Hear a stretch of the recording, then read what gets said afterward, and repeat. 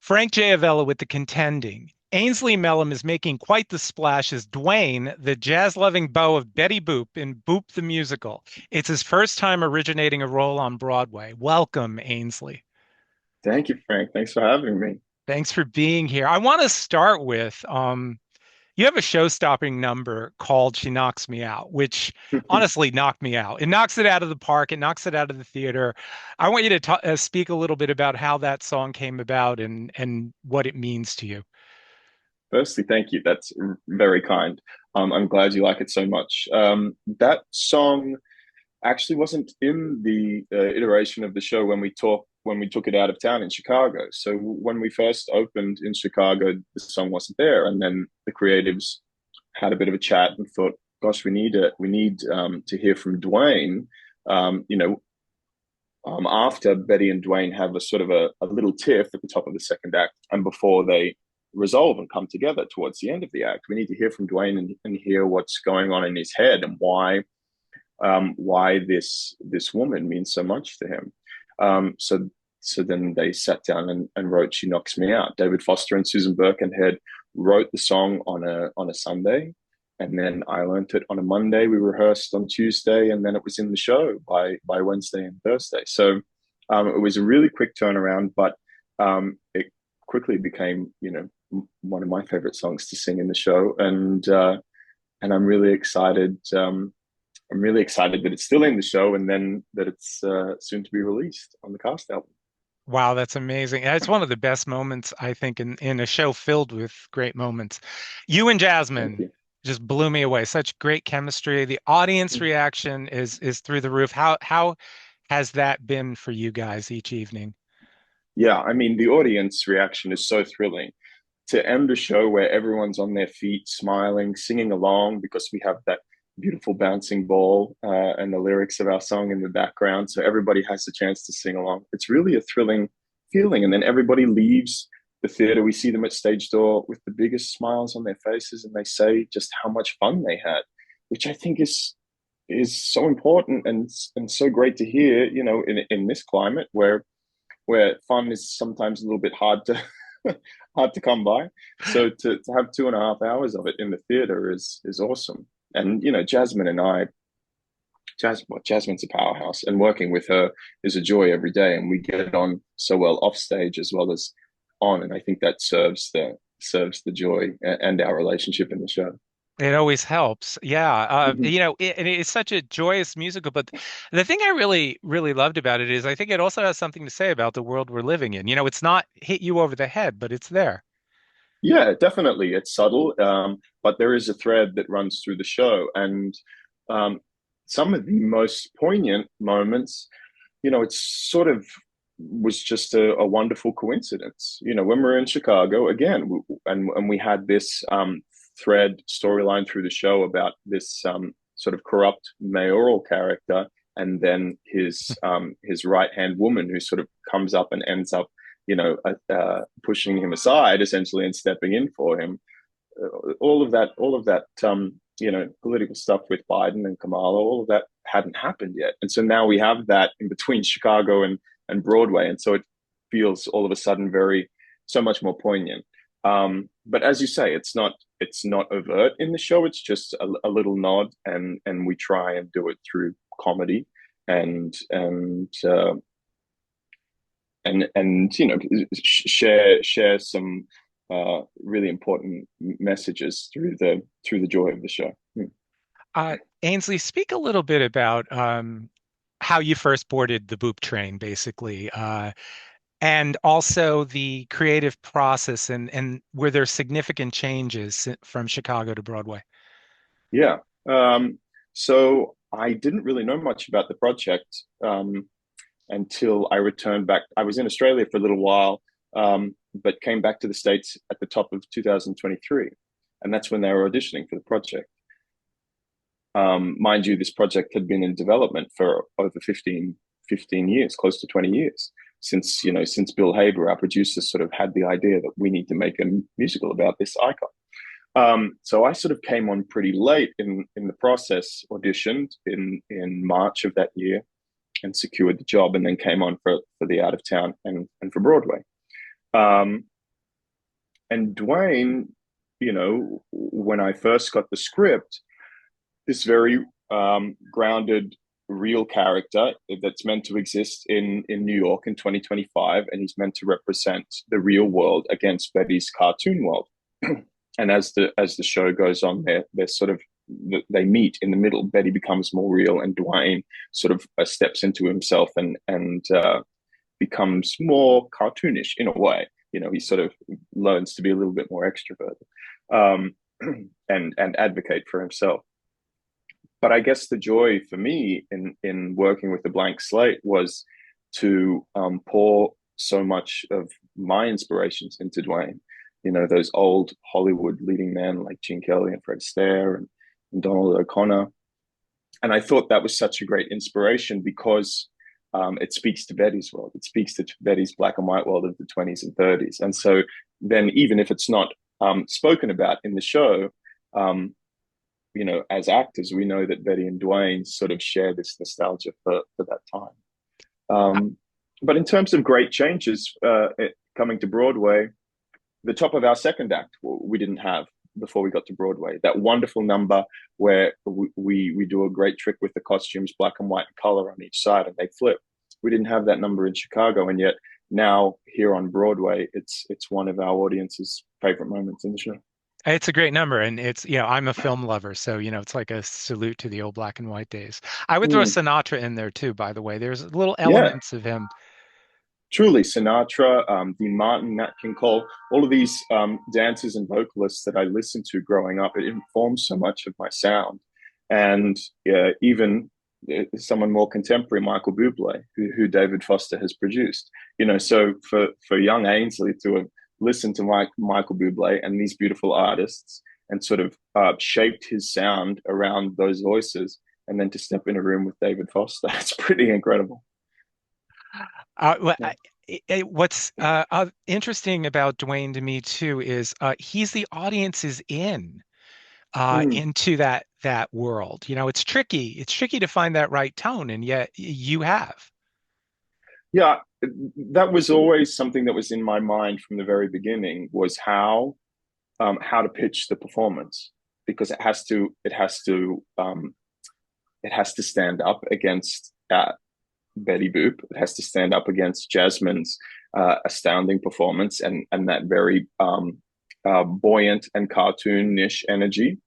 It has to stand up against Grampy and Faith Prince's incredible role.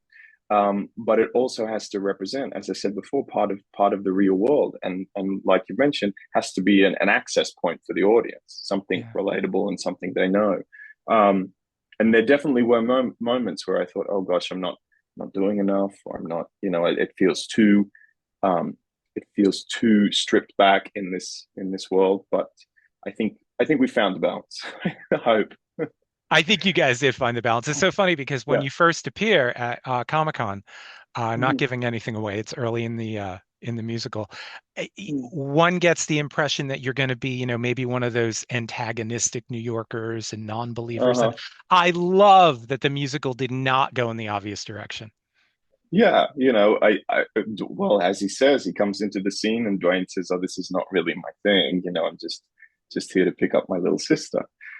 So you're right. You sort of you're unsure as to where he stands um, with Betty Boop, and I think that's one of the joyous things about the character, is that uh, he falls in love with what he thinks is a real woman, and then when he discovers who she is, that she's this 2D character come to life, then he starts to fall in love with the icon that is Betty Boop and all that she represents. And so, in terms of the relationship between Dwayne and Trisha, his sort of like pseudo little sister, they find something to share as well.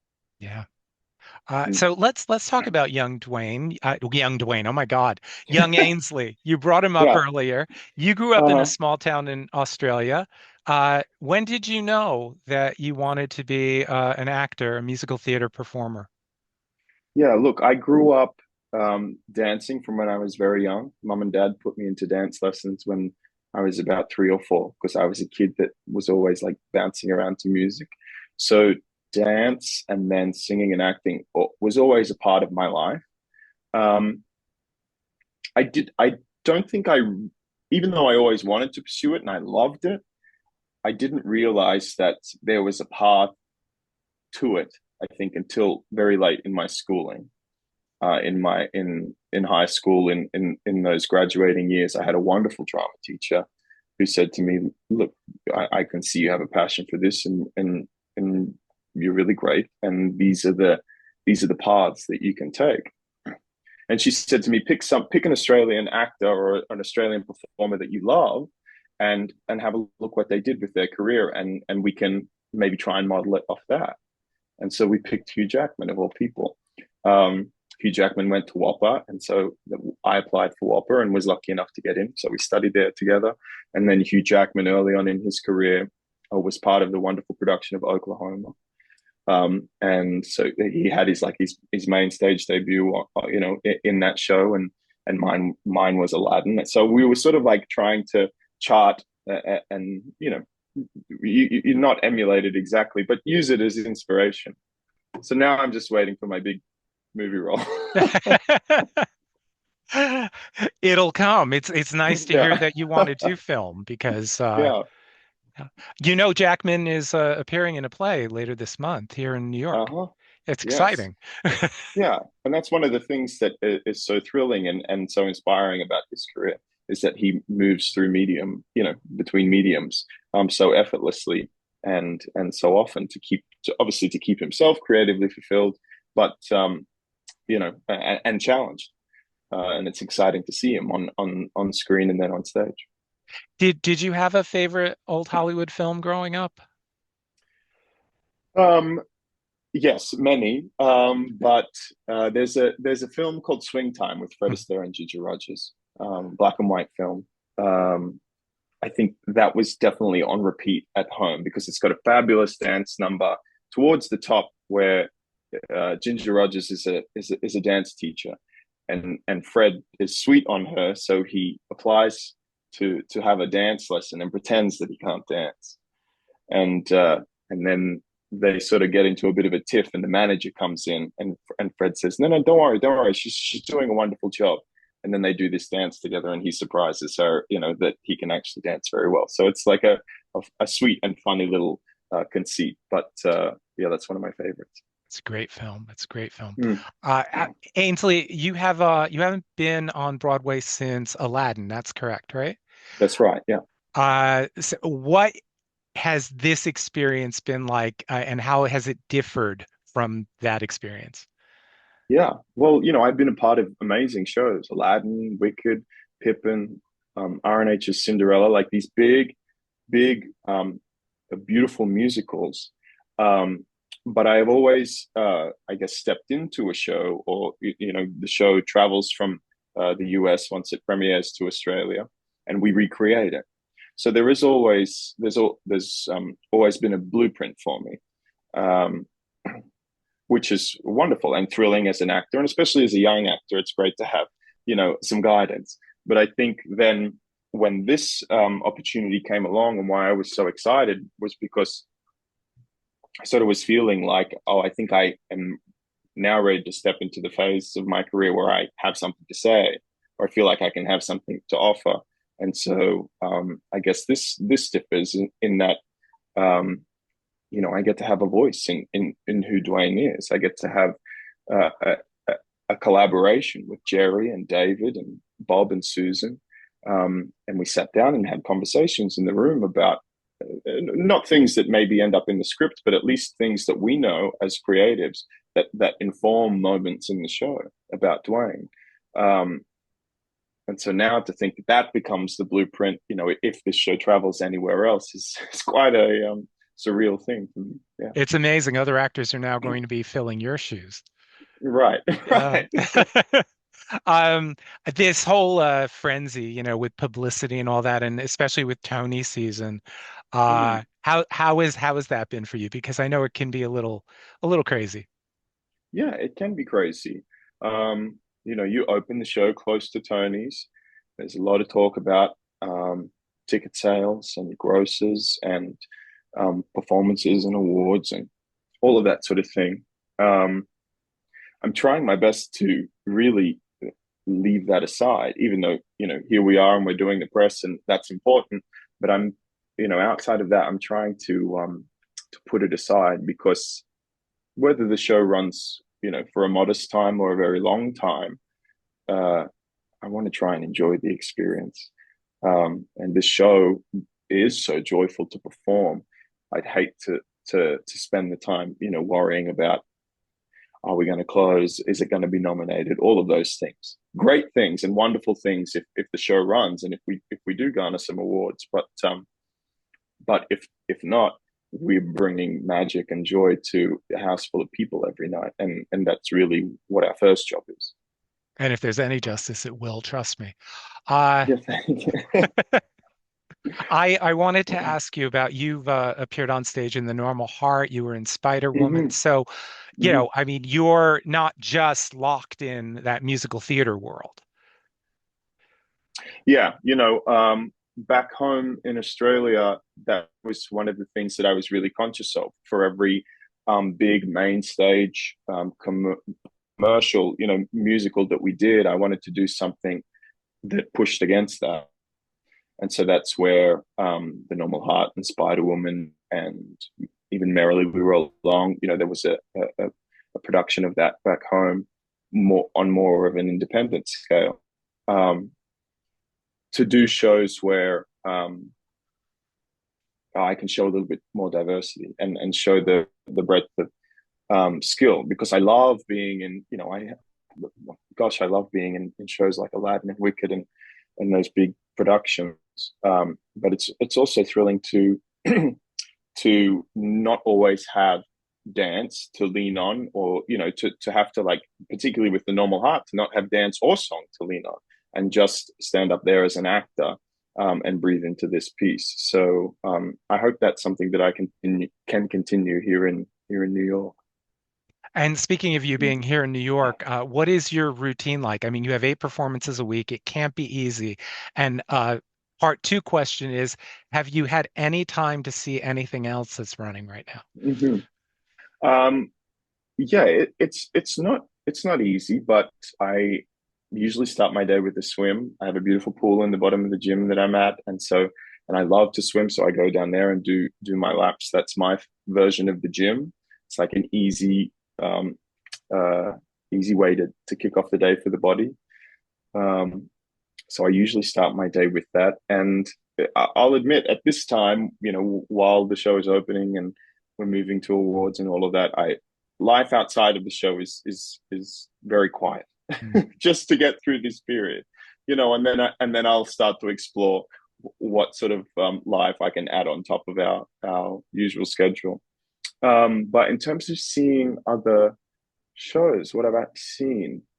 Death Becomes Her, and I love that film. Like, I grew up watching that film on repeat, so it was such a joy to see that staged. Sunset Boulevard with Oh, the incredible Nicole Scherzinger. Like, the sound and the power in that theater is amazing. yeah. Maybe Happy Ending, which I adored. And Darren Criss and Helen Shen are just doing, like, the most amazing storytelling with that piece. And Des Duran's voice, speaking of Sinatra and, like, these old crooners, Des Duran has beautiful voice. Um, Yeah. that's probably it. I need to see a few more. I need to You've try seen and three squeeze of the some in. best. You have. Right. Yeah. Yeah. Scherzinger, my God. And I just spoke with Right. Jennifer Samard. She's just amazing. Uh-huh. Yeah. Yeah. Yeah, those ladies are incredible. Powerhouses and funny.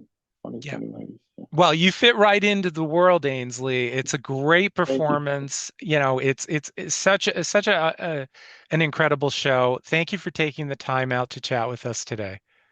Thank you. Thanks for having me. Have a great day. Thank you. You Bye. too.